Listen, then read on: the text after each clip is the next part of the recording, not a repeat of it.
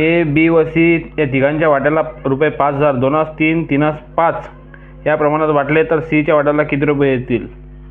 A B C या तिघांच्या वाट्याला तर 5,000 रुपये 2 3 आणि 3 5 या प्रमाणात वाटले तर किती येतील? म्हणजे टोटल किती रुपये आहे? टोटल आहेत 5,000 रुपये. 5,000 रुपये टोटल म्हणजे या प्रमाणात वाटलेले आहेत. जर समजा टोटल किती आहेत? 5,000. जर समजा एला 2 भेटले तर बीला 3 मिळतील आणि बीला 3 मिळाले तर सीला 5 मिळतील. या प्रमाणातच ते वाटे आहेत. म्हणजे टोटल तर सेमच राहील.